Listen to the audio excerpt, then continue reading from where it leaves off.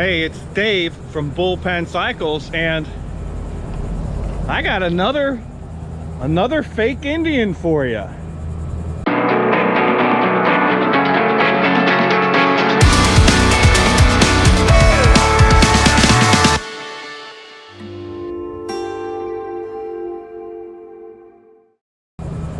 This is a 1955 Indian Trailblazer.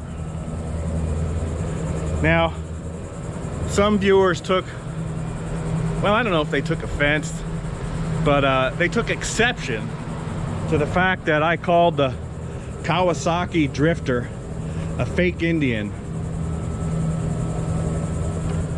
But I think that's what it is. They clearly copied the Indian look for their own purposes. They exploited it to sell their bikes, and there's nothing wrong with that. It's a good bike, but it's a fake Indian. This Royal Enfield, it may actually have more right to claim itself as a real Indian, because at least at the time, this is 1953, they bought the rights from the Springfield Indian factory to the Indian name. So it's a real Indian, but it's got nothing in common with the Springfield Indian. In fact, that's more of a copy than this. The only difference is this one had rights to the trademark, and that one did not. That's legal mumbo jumbo. They're both fake Indians. Today is a big day for me. I've been working on this bike, you're not going to believe this, probably 10 years, 12 years. I was apprenticing at my friend's shop when he passed away, and the motor was apart. So I finished the motor myself. That was a long time ago. Sent the bodywork out for paint, and that shop closed. So I couldn't get my stuff back. I eventually got my stuff back, and half of it was missing.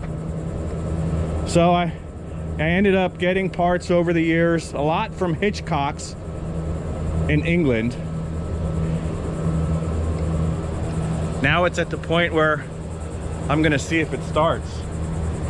Now, I never meant to make it look this fancy. I bought this bike as a one owner estate bike, ran one parked, but it didn't. It had zero compression, no spark, and when I took the top end on, one of the tappet guides looks like they were beating on it with a hammer. So we had to split the cases, drop the engine out, and I've just been working on it little by little over the years. I'd work on it, I'd get stuck on a part, I'd stick it aside.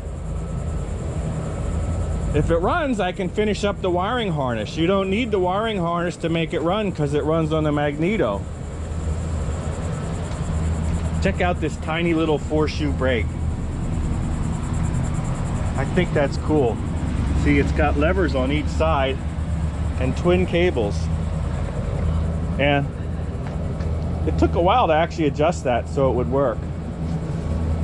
What I should have done is I should have polished the engine cases when I had it apart, but I never dreamed I was going to take it this far. I was just going to make it into a rider. I didn't want to restore it. It didn't actually come through with the war bonnet decal. I put that on. It would have just been a boring script.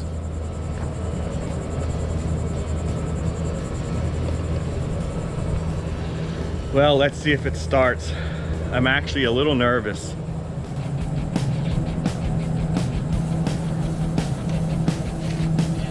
Well, here goes nothing.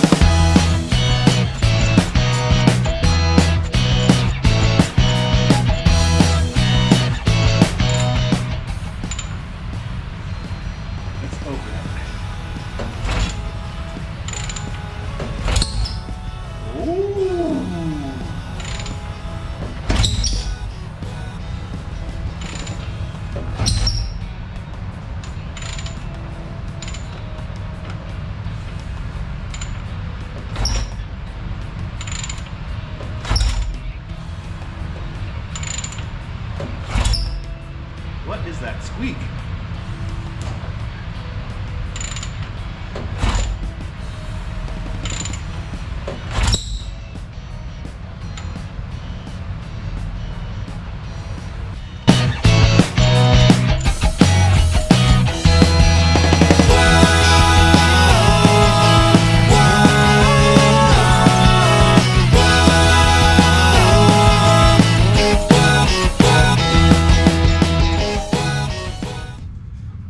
So, this one's on me.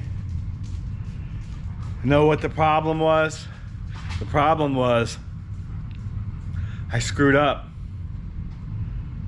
That little chirp you were hearing, that was a head gasket poot, which is what I thought it was from the beginning.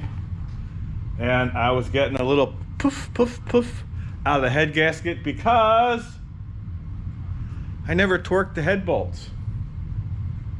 That's what happens when you put a bike away and don't work on it for a year or two while you're waiting on parts.